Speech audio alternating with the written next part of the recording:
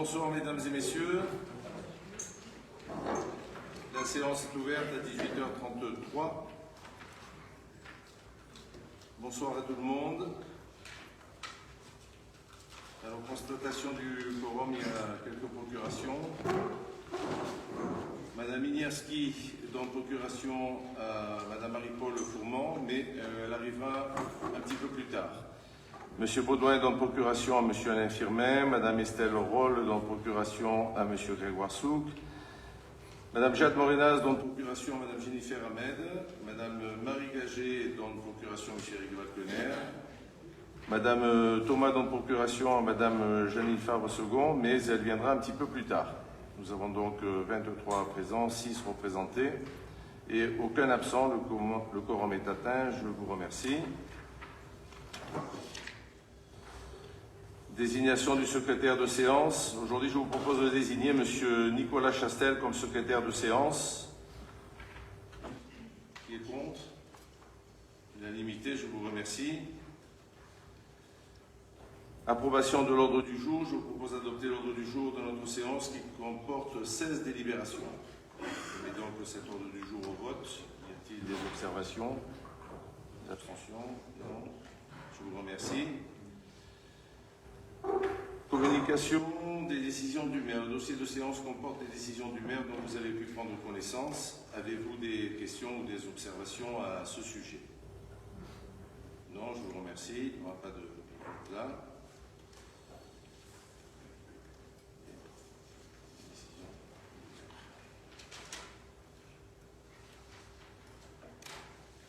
Délibération numéro 77, approbation du procès-verbal de la séance du conseil municipal du 26 septembre.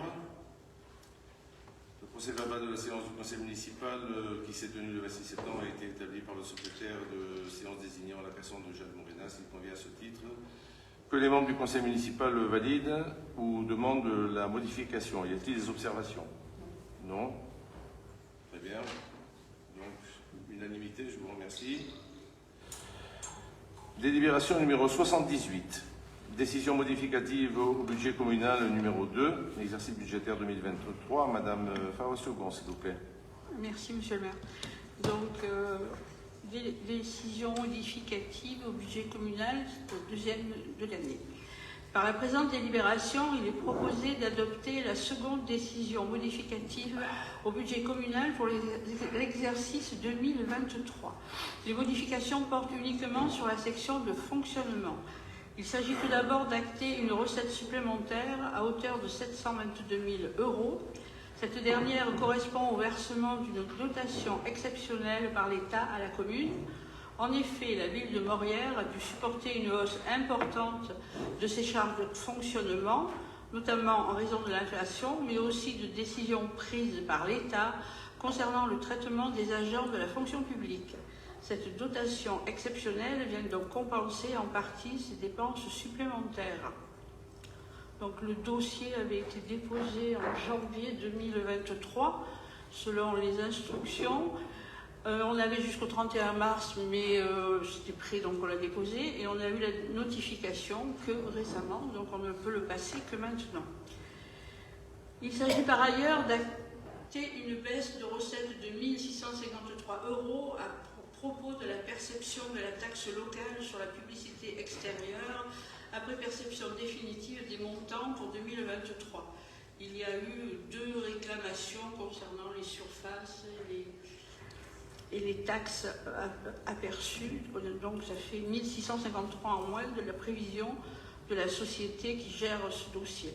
Enfin, il est question d'acter une rallonge de 130 000 € sur les dépenses de personnel. Cela en raison du versement du complément indemnitaire annuel, le CIA, du reclassement d'agents en congé longue maladie ou encore au remplacement d'agents absents. Voilà. Des observations? Oui. Donc cette décision modificative enregistre une dotation exceptionnelle très importante de 722 757 €. Bien évidemment, elle vient compenser les difficultés enregistrées par la hausse des rémunérations et de l'énergie.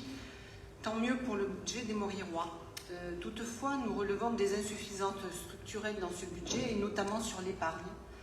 Mais nous débattrons de cela à la fin de l'exercice, bien sûr, et des exercices suivants qui ne bénéficieront pas, je pense, de cette aide exceptionnelle.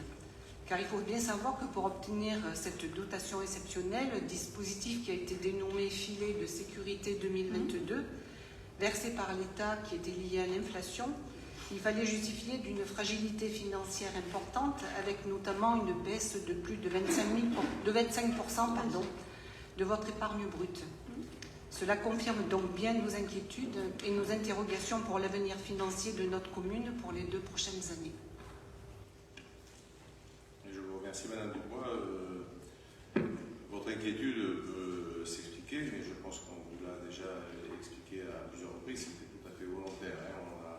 On n'a pas voulu du tout cagnotter et avoir recourir à l'emprunt le plus tard possible. Donc nous avions de la marge, compte tenu des travaux qu'il y avait à faire, et vous verrez qu'après, sur les investissements, on a encore une bonne marge. On n'a pas voulu faire de DM supplémentaire, c'est juste pour couvrir, mais disons que c'est vraiment bien tombé, ce qui fait qu'au lieu de prendre sur le fonctionnement, mais on en profite, on le prend là-dessus, ce qui fait qu'il reste 500 et quelques mille euros, vous le verrez un petit peu plus loin. Voilà, ceci explique cela, c'est volontaire, c'est pas qu'on a creusé le déficit. Y a-t-il d'autres observations? On peut passer au vote. Y a-t-il des contre? Abstention? 6. Très bien, je vous remercie. Délibération numéro 79, autorisation d'ouverture anticipée de crédit d'investissement avant le vote du budget 2024. C'est un petit peu comme tous les ans à la même époque. Madame Favre, s'il vous plaît. Oui, donc délibération 079. Comme chaque année, il est proposé de voter les avances en crédit d'investissement en les fixant au maximum de 25% des budgets ouverts pour l'année 2023. Les montants sont donc les suivants. Pour le chapitre 20, immobilisation corporelle, soit 6 250 €. Pour le chapitre 21, immobilisation corporelle, 416 767,25 €. Et pour le chapitre 23, immobilisation en cours, 181 250 €. Alors les montants votés seront notamment fléchés sur les opérations d'investissement suivantes: le lancement des travaux du futur groupe scolaire à la voie d'accès, divers travaux de voirie, divers travaux d'entretien et de réfection dans les bâtiments communaux, début des travaux d'extension du réseau de vidéoprotection, et la création d'une pelouse synthétique à l'intérieur de l'école élémentaire Marcel Bagnol. Voilà. Avez-vous des observations? Oui, au niveau de la pelouse synthétique. Oui, on nous en a parlé, Madame. Longuement, Madame.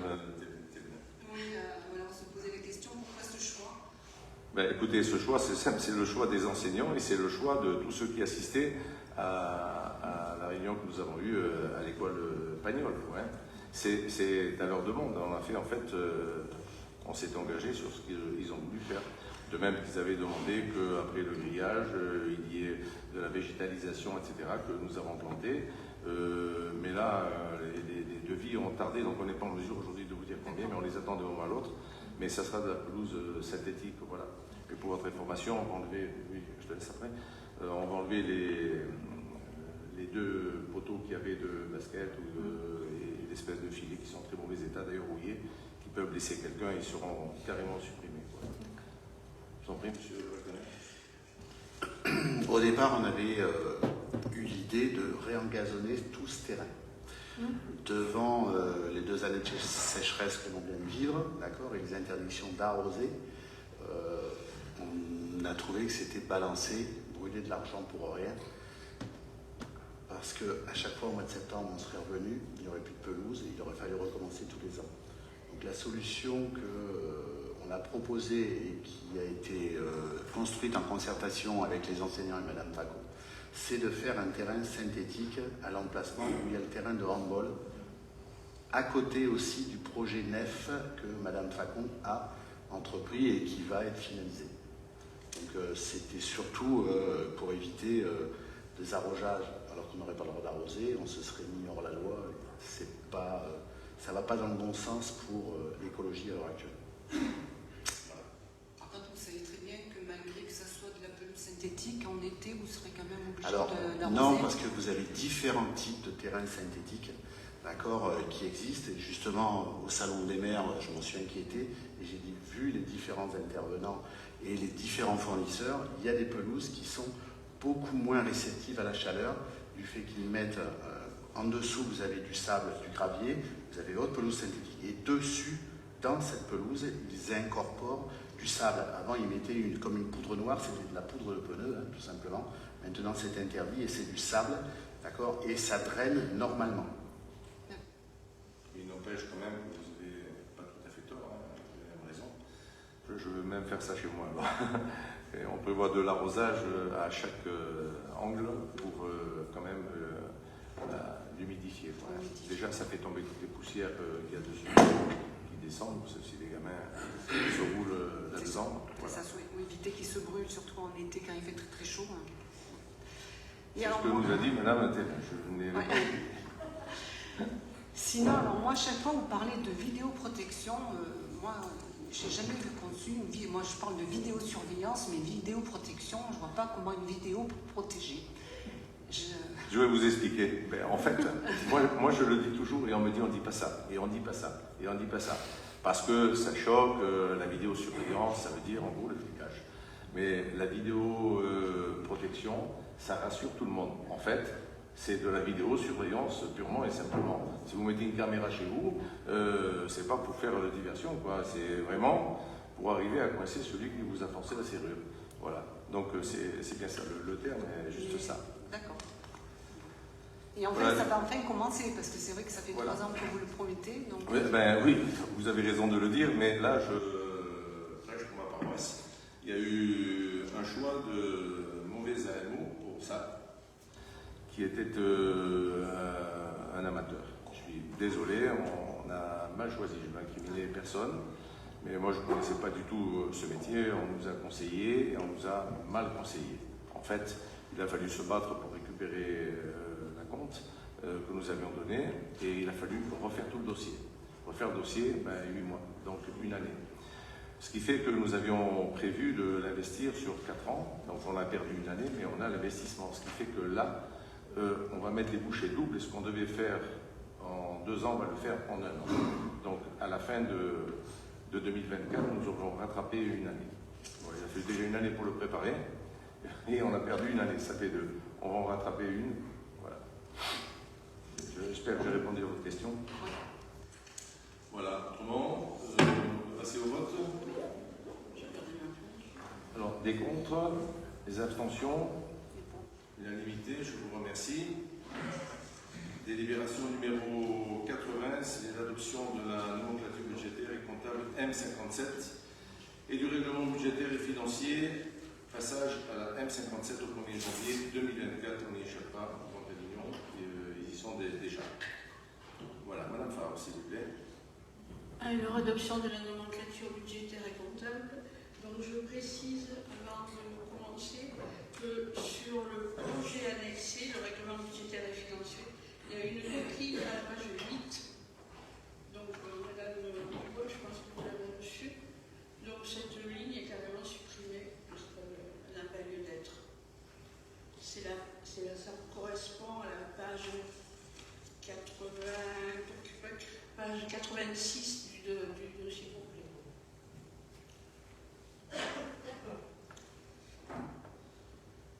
Paragraphe sur le fonctionnement des régies. Voilà, on arrive là, hop, les 2 dernières lignes du paragraphe fonctionnement des régies.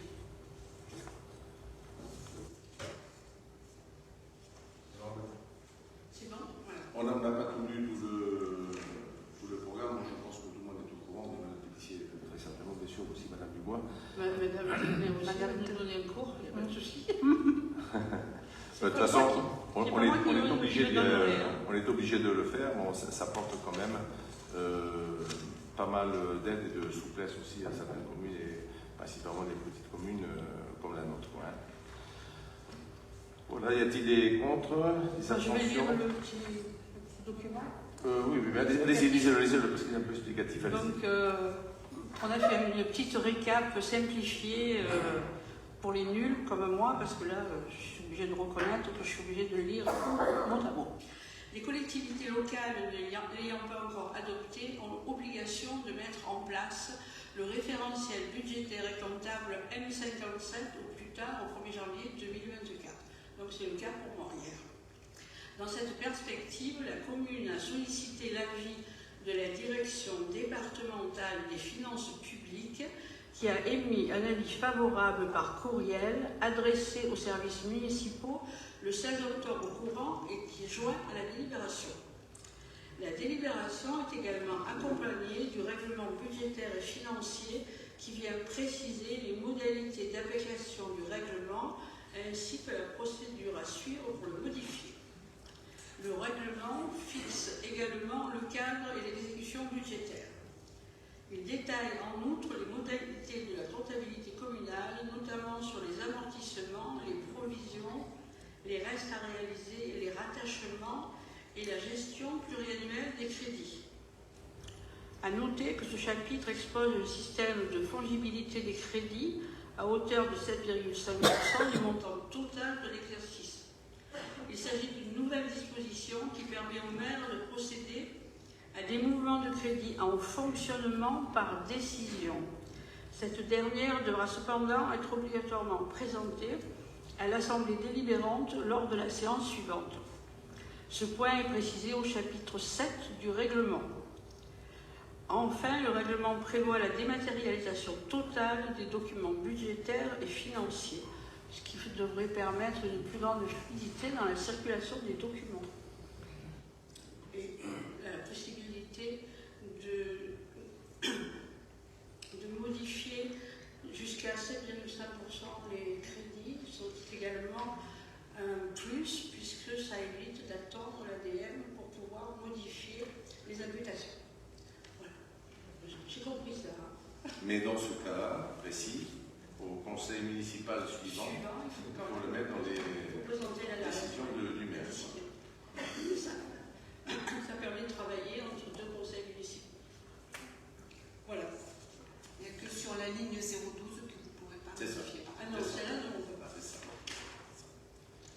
Donc, vous avez d'autres questions? Non, c'est bon, on peut passer au vote. C'est bien. Merci. Donc, y a-t-il des abstentions, des contre, unanimité? Je vous remercie. Délibération numéro 81, durée d'amortissement, passage à la M57 le 1er janvier 2024. Nous y voilà. Dans le prolongement de la délibération que nous venons d'adopter, il est proposé au Conseil municipal d'approuver les nouvelles durées d'amortissement sur le modèle fixé par la M57. Comme vous pouvez le voir dans la liste, les durées d'amortissement varient en fonction de leur catégorie. Il y a 3 grandes catégories. Les immobilisations incorporelles qui correspondent en général à des frais d'études, d'insertion ou à la réalisation du document d'urbanisme, les subventions d'équipement versées, les immobilisations corporelles qui correspondent aux acquisitions de terrains, bâtis ou encore aux plantations d'arbres. La délibération précise que c'est le principe du prorata temporis qui s'applique pour les amortissements et que le seuil minimal d'amortissement est fixé à 1 000 €. Voilà. C'est purement comptable. Des observations? On passe au vote. Abstention, contre, unanimité, je vous remercie. Délibération numéro 82. Définition des zones d'accélération des énergies renouvelables, loi APER du 22 mars 2023. Monsieur Jousselin. Merci Monsieur le maire. Bonsoir à tous. Donc, dans le prolongement de la loi dite APER, l'État demande aux communes de définir des zones d'accélération pour chaque type d'énergie renouvelable. Le Grand Avignon a donc sollicité les communes membres et leur a proposé des cartographies. Après réflexion, la commune de Morières-les-Avignon a souhaité exclure les zones naturelles et agricoles des zones d'accélération, dans un souci de préservation des paysages. Par ailleurs, aucune zone d'accélération n'a été déterminée pour les filières suivantes. Donc, géothermie profonde supérieure à 200 mètres, les réseaux réseaux de chaleur, la méthanisation et l'éolien. D'une part, il y a un souci de protection des paysages et d'autre part, car le territoire communal ne s'y prête pas. 6 filières ont été retenues et des zones d'accélération ont été définies. Première filière, géothermie de surface. Seules les zones artisanales et commerciales définies au PLU carte numéro 1, qui accueillent majoritairement des locaux à usage professionnel et qui bénéficient d'un potentiel foncier, s'avèrent pertinentes pour le développement de cette énergie. Deuxième, récupération de chaleur fatale. Seule une structure telle que la station d'épuration dispose du débit nécessaire pour produire ce type d'énergie. Elle est donc le seul site retenu pour cette filière. Bois énergie. Cette énergie peut se développer dans les zones d'activité ou bien sur des sites abritant un certain nombre de logements ayant vocation à faire prochainement l'objet d'une rénovation énergétique, comme la résidence Saint-André par exemple. Les sites dits de République et des Sumelles, en zone carte numéro 3, pourront également accueillir ce type de production d'énergie. Solaire thermique. Le solaire thermique étant facile à mettre en place, adaptable à de petites superficies et ne causant a priori pas de pollution visuelle, il est proposé d'y intégrer les zones urbaines et à urbaniser carte numéro 4. Photovoltaïque, centrale au sol. La mise en place de ce type de projet nécessite des fonciers importants et peut porter atteinte au paysage, notamment dans les zones agricoles et naturelles. Aussi, il est proposé de n'intégrer que l'ancien quai à déchets et les parcelles mitoyennes. Carte numéro 5. Photovoltaïque en toiture et ombrière. Il est proposé d'intégrer à cette zone les zones artisanales, l'aire d'autoroute, les zones dédiées aux équipements publics qui correspondent aux espaces déjà urbanisés ou à urbaniser dans les prochaines années, ainsi que le parking du golf situé en zone N, carte numéro 6. Enfin, il est bon de préciser que cette délibération définit les zones où l'installation de type d'énergie retenue sera facilitée. Il ne s'agit en aucun cas d'une obligation.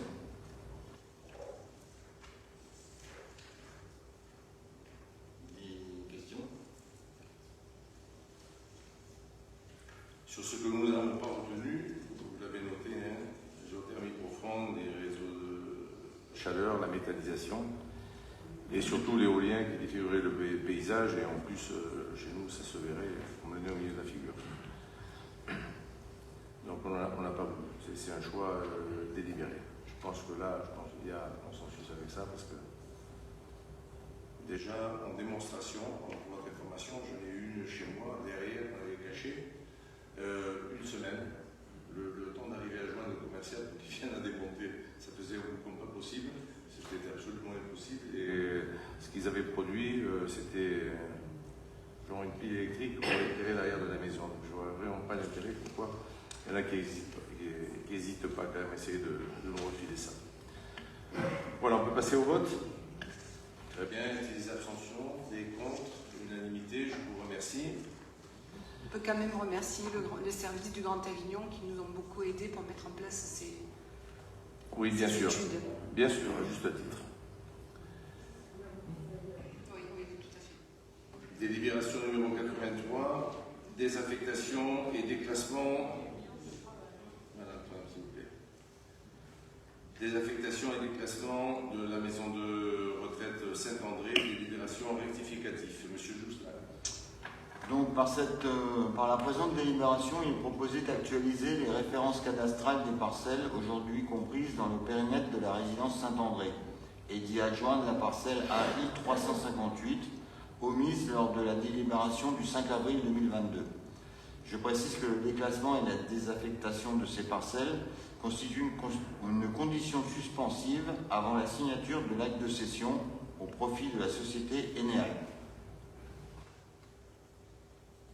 La parcelle oubliée en question fait 48 mètres carrés. Une toute petite coquille. Voilà, mais enfin, avant, la numérotation était complètement différente. quand ça a été redécoupé, ils ont créé tout ça à l'époque, hein, je ne sais pas pourquoi. Bref, qu'aujourd'hui, le notaire de Dénéal a demandé ce que ce soit rectifié afin qu'il n'y ait pas de soucis. Et ça ne modifie pas le périmètre, à part ces 48 mètres carrés qui n'étaient pas du tout intégrés et qui le sont maintenant. Voilà, ce qui fait qu'on a remis les pendules à l'heure. Y a-t-il des observations? Oui, en dernière, avant la délibération, avant le vote, vous marquez que la cession du bâti pourrait intervenir courant 2024. Pourquoi pourrait? Ça dépend du permis, ça dépend de ce qu'ils veulent faire. Ils veulent déposer un permis, il y avait déjà un permis qui était, mais eux, ils veulent faire des modifications. Ça dépendra d'eux. Voilà. En tous les cas, ils sont disposés à aller le plus vite possible. Ils savent que pour nous aussi, on a assez perdu de temps avec ça, que le fait de changer de l'entreprise qui était intéressée, Accentia, et revenir là, on a encore perdu une année avec ça. Ouais. Donc ça pourrait se faire aussi. Donc, je pense que ça peut 2025. se faire, oui, 2024. Oui, Mais c'est pas que je pense, je pense que ça pourrait se faire plus tard, fin du premier semestre, au plus tard. De toute façon, il faut que ça se fasse là. On a déjà fléché la recette, comme vous le savez. Oui. Très bien, y a-t-il d'autres questions? Non? On peut passer au vote. On va voter comme au précédent, on va voter contre. Bon, ok, vous votez contre, donc 6 contre. Je vous remercie. Délibération numéro 84, le classement dans le domaine public ou communal des voies de l'ensemble immobilier Les Sèvres 2, 3 et 4. Je dois vous préciser que je ne participerai pas au vote, de même que Madame Roll, qui j'ai la voix, parce que nous résidons dans ce lotissement. Voilà, tout simplement. Monsieur Jousselin. Merci, monsieur le maire.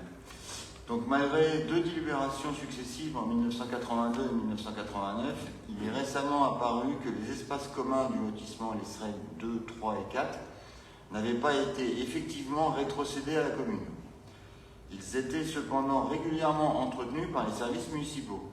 Par ailleurs, il a été proposé aux copropriétaires du lotissement Les Sèvres d'y intégrer leur voirie au domaine public communal, mais ces derniers ont refusé.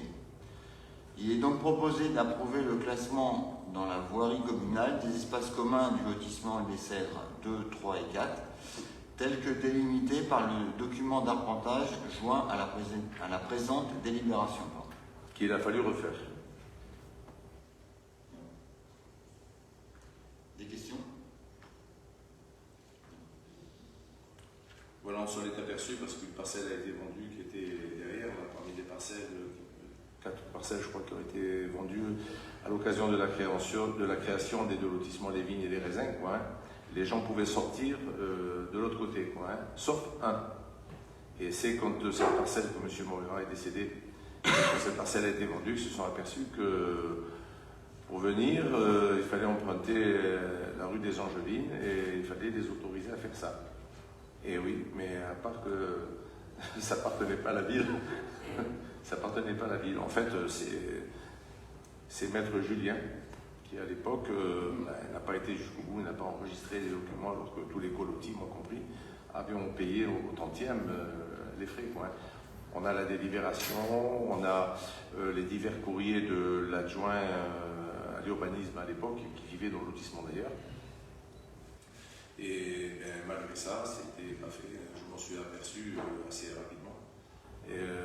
Mais bon, comme les maisons se vendaient, il n'y avait pas. Mais là, on a été bloqué, puis on est obligé de s'exécuter. En fait, le coût pour la commune à supporter, on n'allait pas faire repayer les colotis, parce que des maisons se sont vendues en attendant, mais ceux qui sont arrivés, n'étaient pas censés. Donc, on ne les fait pas payer, et c'est la ville qui supporte les frais.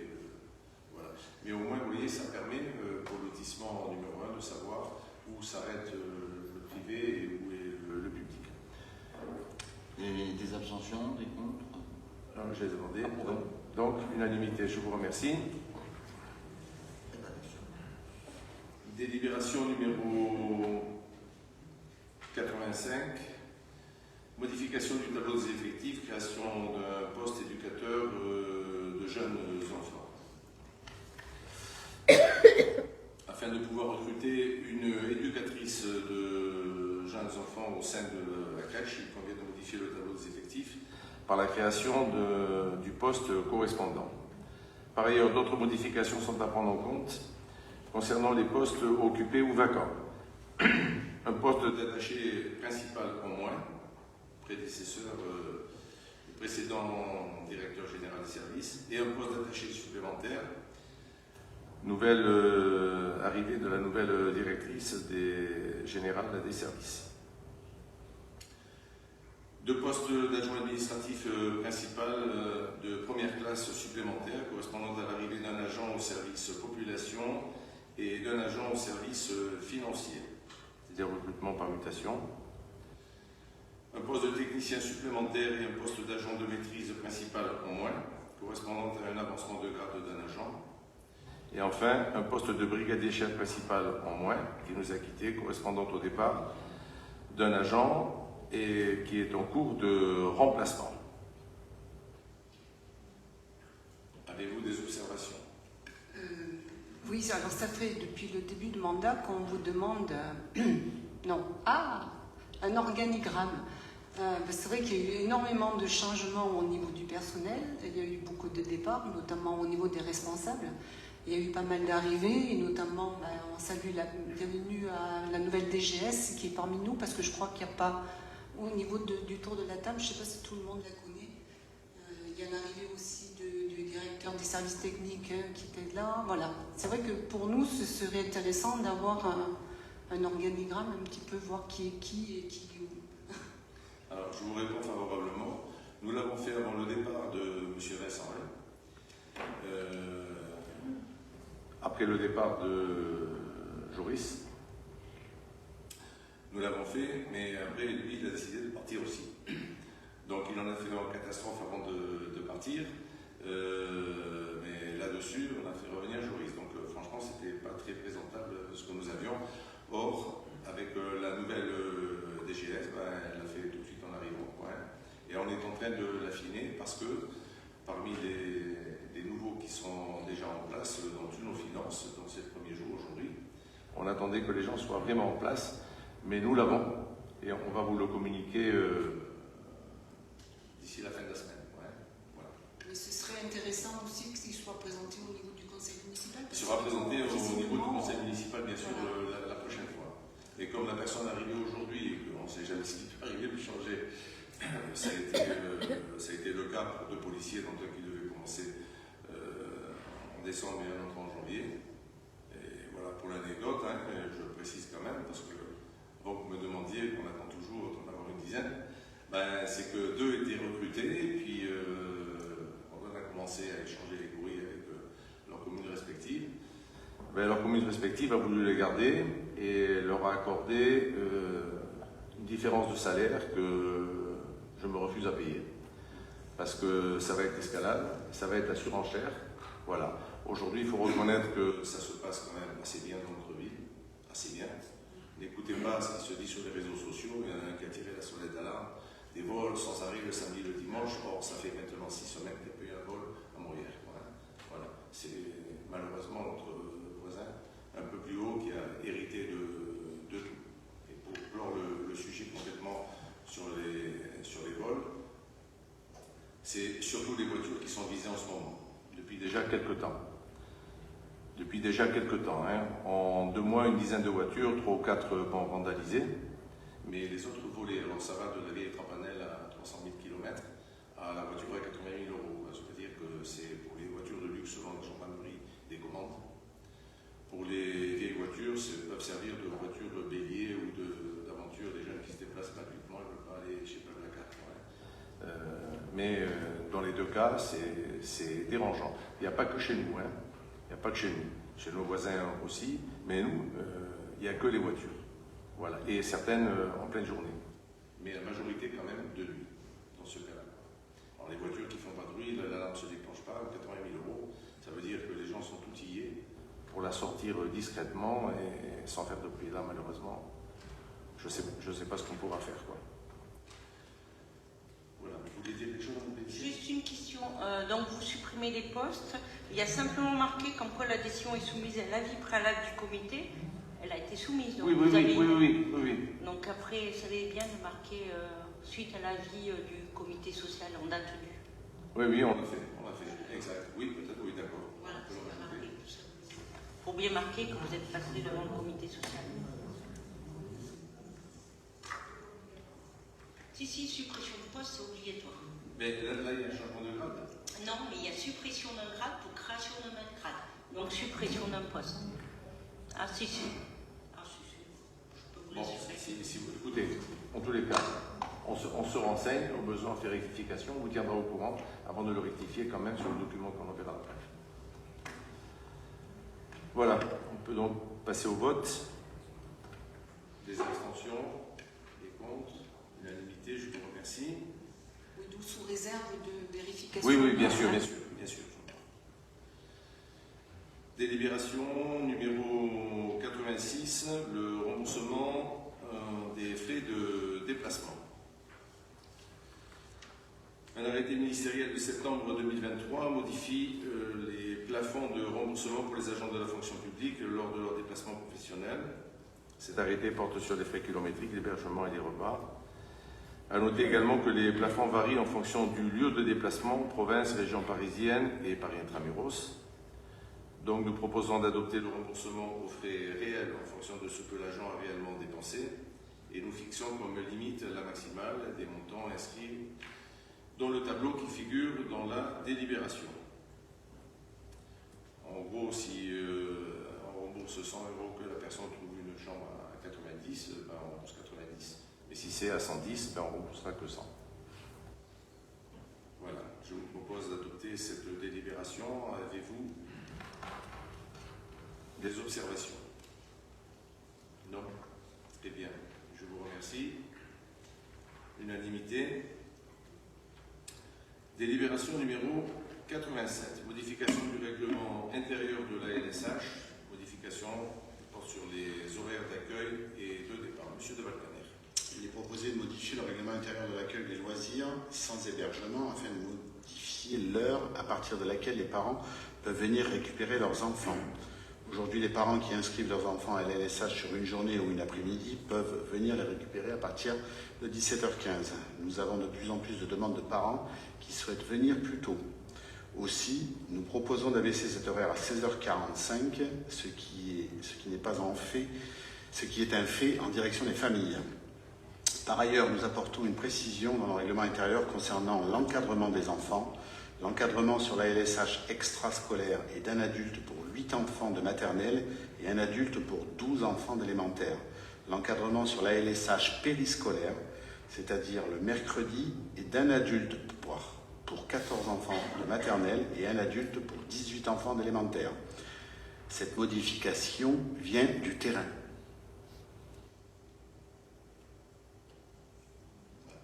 En gros, c'était principalement pour les personnes qui souhaitent venir chercher leurs enfants plus tôt que prévu et chaque fois il fallait faire une autorisation de sortie et bon, ça commençait à devenir invivable, autant légiférer et puis permettre aux gens de venir chercher leurs enfants plus tôt, ce qui me paraît... et ça évite les embouteillages après, à l'heure où on ouvre les portes. Voilà, ça me paraissait de bon sens, tout simplement.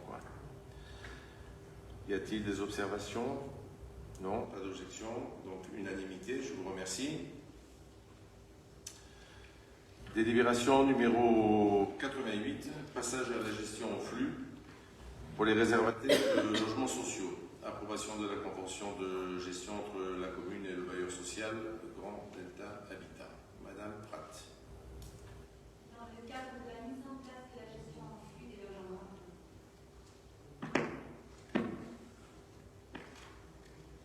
Dans le cadre de la mise en place de la gestion en flux des logements locatifs sociaux, la commune doit approuver une convention de gestion avec chaque bailleur social auprès duquel elle est réservataire de logements. À Maurière, la commune n'est réservataire qu'auprès du bailleur social Grand Delta Habitat. La convention jointe à la délibération précise les modalités d'application de la gestion en flux et notamment les droits et obligations de chacune des deux parties. En 2022, le taux de rotation constaté sur les 390 logements éligibles à la gestion en flux a été de 8,72%, c'est-à-dire 28 logements qui ont fait l'objet d'un changement de locataire. La commune dispose d'un contingent égal à 1,1 1,28%, soit 0,36 logements, donc un logement car arrondi à l'unité supérieure.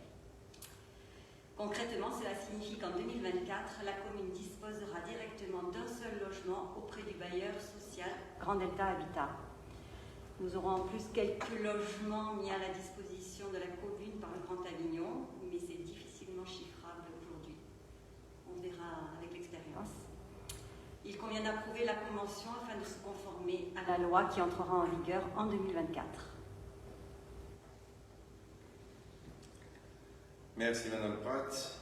Vous voyez donc une période où, vous l'avez dit hier, Madame Dubois, il y a pénurie de logements, on n'arrive pas à loger tout le monde, et on nous complique à dessein à tous les maires, et vous le savez très bien, et je ne sais pas si demain à la conférence des maires on en reparlera encore, mais vous savez, vos deux collègues, je parle politiquement parlant, le maire de Sauterre et le maire d'Entraigues, surtout le maire d'Entraigues, il rue dans les brancards chaque fois, en disant on en a marre, quoi, hein, on a nous plein de gens ici qu'on veut loger, on nous envoie des gens d'ailleurs, on n'a rien demandé à personne, déjà laissez-nous loger les nôtres et vous verrez qu'on construira davantage pour le faire. On vous oblige à construire, mais vous ne choisissez pas. En gros, vous voulez acheter une voiture, on va vous choisir la marque et la couleur, et on vous autorisera de temps en temps à monter dedans. C'est un petit peu ça. Un peu imagé, mais en gros c'est ça. Donc ça n'encourage pas les maires. Donc ils respectent la loi, ils essaient de se rapprocher, mais ils ne font pas d'efforts. Et comme je les comprends. Très bien. Des observations par ça? Non? Très bien, je vous remercie. Je suis ravi qu'il y ait unanimité là-dessus. Demain, on parle de la Léo. Ils ont trouvé les sous? L'Arlésienne. Si vous apportez une bonne nouvelle, champagne. Délibération 89, modification de la composition de 2 commissions communales. À la suite de la démission de M. Giamot, entre parenthèses, je voulais venir, je me serais invité, mais franchement, j'étais retenu, mais c'est pour des raisons familiales. C'était pas, voilà, il a fallu que je fasse un saut à Salon-de-Provence et je ne pouvais pas faire autrement. Mais j'aurai l'occasion de lui dire, de souhaiter une bonne et joyeuse retraite.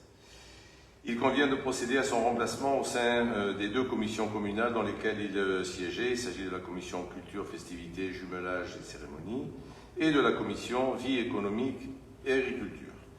Le groupe d'opposition Notre Avenir pour Moria propose la candidature de Madame Emmanuelle Blanc.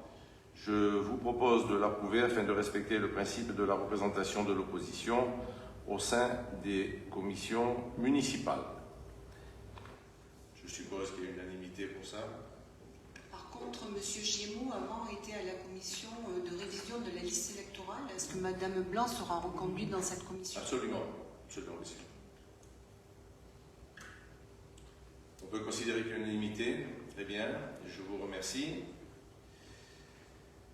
Délibération numéro 90. Avis du conseil municipal sur les dérogations à la règle du repos dominical des commerces de détail pour l'année 2024. Madame Castrignano.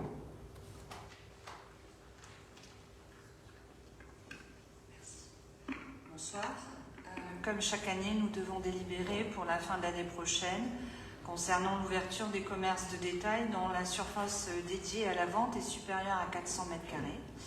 Après consultation des commerces concernés, nous proposons de retenir les dates des dimanches 22 et 29 décembre 2024.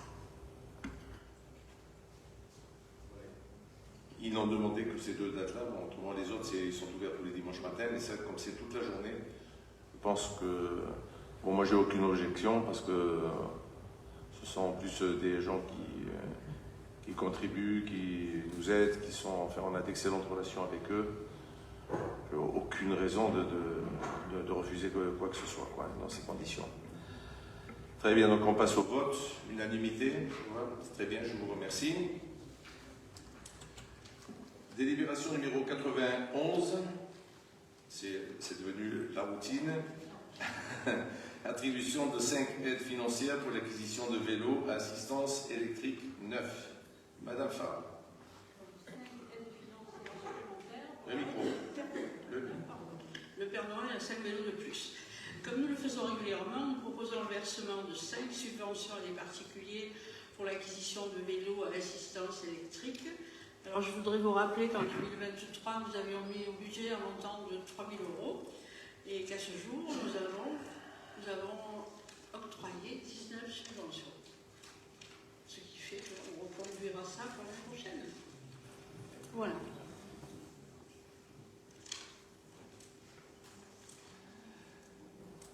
C'est bon? Pour moi, c'est bon. Aussi. Il m'a perturbé, excusez-moi. Il a acheté une voiture électrique, ça me rend malade. Bref, unanimité, on peut dire. Je vous remercie. Allez, la dernière. Projet de délibération numéro 92. Avis du Conseil municipal sur la création du pôle territorial du Grand Bassin de Vie d'Avignon. La commission départementale de coopération intercommunale réunie le 2 octobre 2023 a approuvé le projet de création d'un pôle territorial du Grand Bassin de Vie d'Avignon, soutenu notamment par l'État et les exécutifs des 8 intercommunalités qui le portent. Composé de 6 EPCI vauclusiens et 2 EPCI gardois, cette future structure regrouperait près de 573 000 habitants. Voulu comme un syndicat mixte d'échange entre intercommunalités, il était déjà dès 2019 présenté par le précédent exécutif du Grand Avignon comme une probable structure délibérative dont la mission était d'être le pendant de la métropole Aix-Marseille-Provence. Bien que présenté comme une simple instance de dialogue, ce soi-disant pôle territorial s'apparente plus en réalité à un pôle métropolitain, c'est-à-dire un nouvel échelon administratif, et encore une couche sur le millefeuille, qui a vocation à devenir décisionnaire dans de nombreux domaines de la vie quotidienne des Vauclusiens et des Gardois. Les statuts de ce pôle territorial apparaissent en effet sans ambiguïté, puisque les initiateurs émettent la volonté de coopérer sous la forme d'un pôle métropolitain pour mieux répondre ensemble aux enjeux territoriaux du Grand Bassin de Vie d'Avignon, qui demandent à être traités à une échelle plus large que leur périmètre respectif. Le but recherché n'est ni plus ni moins que la disparition programmée des départements et des communes qui exercent de moins en moins de compétences et qui seront demain totalement vidées de leur substance. Madame Favre.